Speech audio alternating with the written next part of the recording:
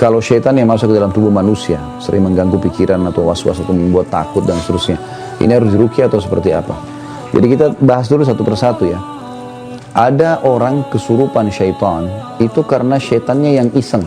Ya. Dia syaitan iseng, dan ini biasanya dia bisa masuk kalau kita jauh dari ibadah. Ya, kita jauh dari ibadah, misalnya memang kita nggak pernah zikir pagi sore, sholatnya bolong-bolong segala macam.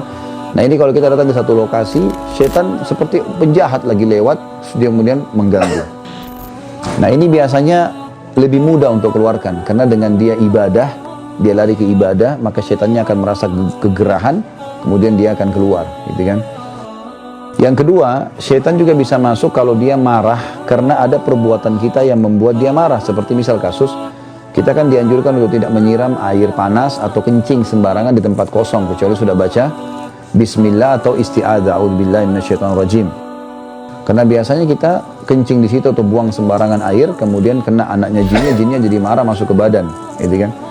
Nah ini dibahas oleh para ulama, sering terjadi karena diketahui pada saat diruqyah, jinnya mengaku seperti itu, gitu kan. Kalau poin yang pertama tadi itu yang masalah orang lalai dari ibadah, pernah terjadi di Madinah, mahasiswa dari Rusia dia. Saya masih ingat dulu, subhanallah anak ini setiap kali azan maghrib nggak ke masjid. Dia malah tunggu azan maghrib, lalu dia masuk mandi di kamar mandi.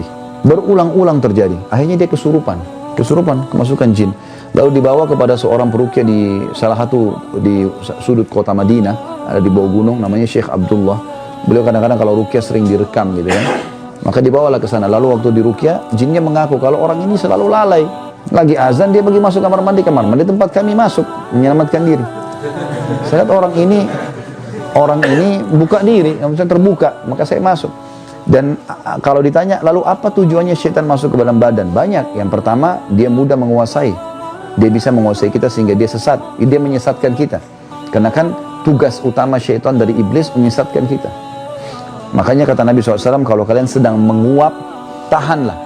Baik tahan dengan bibir atau kita tahan dengan tangan. Karena kalau dia buka, maka syaitan akan masuk ke dalam tubuhnya dan menguasainya. Dia bisa menguasai sebenarnya gitu kan, apalagi kalau lagi sholat. Jadi ini contoh-contoh. Jadi yang pertama bisa saja karena kelalaian kita, maka dia masuk. Yang kedua karena dia iseng. Yang ketiga karena dasarnya kitanya manggil-manggil. Kitanya suka manggil-manggil. Ini biasanya orang yang kayak semua kasih sesajen di gunung-gunung, di gua, di lautan, lalu dia panggil-panggil, wahai penjaga gua, apalah penjaga gunung, panggil-panggil namanya. Nah ini biasa kena panggil-panggil, nanti dia bisa kesurupan. Yang keempat, dia ditransfer oleh orang lain, seperti tenaga dalam. Itu biasanya kan syaratnya dimandiin malam hari, apalah dengan rujuk kembang, apalah segala macam ini.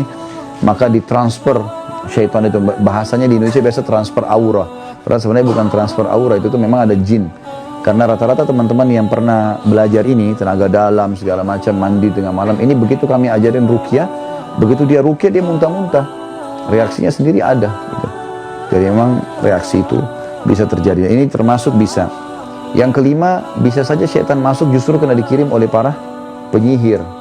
Ya, seperti kita diambil foto misalnya, diambil potongan rambut, diambil apalah, pakaian dalam. Makanya teman-teman sekarang hindari sekali foto yang dipajang. Hindari sekali. Kayak kita di medsos itu ya. Apalagi kalau di profil. Ada orang subhanallah pergi taklim, foto taklim, tak foto. Nanti pulang taklim, foto lagi. Gayanya luar biasa, 1000 gaya gitu. Nah padahal sebenarnya itu bahaya sekali itu. Karena kalau ada orang yang hasut sama kita atau malah suka dengan kita, dia bisa ambil foto profil itu, dia sihir. Sudah cukup untuk menjadi alat sihir.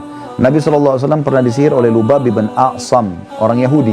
Nabi SAW sebulan teman-teman gak sadar, gak tahu apakah sudah kasih giliran istrinya atau belum. Sampai kadang-kadang istri ingatkan, ya Rasulullah belum Anda datang ke tempat kami. Seperti itulah. Maka yang terjadi pada saat itu, Nabi SAW berdoa kepada Allah setelah sebulan, kemudian Allah berikan petunjuk, ternyata Allah buka melalui malaikat yang menyampaikan ada seorang Yahudi namanya Lubab bin A'sam, dia tinggal di suku Za'far dan dia mengambil potongan sisir Nabi dan rambutnya yang dililit di batang pohon kurma yang sudah rusak, terus ditaruh dalam sumur tua. Maka Nabi SAW mengajak Zubair dan Ali radhiyallahu anhum ajma'in lalu membongkar sumur tersebut, mengeluarkan lalu memusnahkan buhulnya ya. Maka ini harus hati-hati teman-teman sekalian ya. Dan kita harus bertakwa kepada Allah. Kata Nabi SAW, siapa yang datang kepada dukun, peramal, penyamun, penyihir, bertanya saja, belum percaya, coba tebak tangan saya, coba saya mau tahu nasib saya, coba gini dan begitu, maka tidak diterima sholatnya 40 hari. Ke belakang ya, bukan ke depan. Jadi teman-teman gak usah tanya, saya masih sholat nggak Ustaz? Nah, karena bukan yang belum dikerjakan, yang sudah dikerjakan hilang 40 hari. Kalau 2 kali ke dukun ya hitung saja sendiri, 10 kali ya hitung saya sendiri, urusan Anda sama Allah. Gitu kan?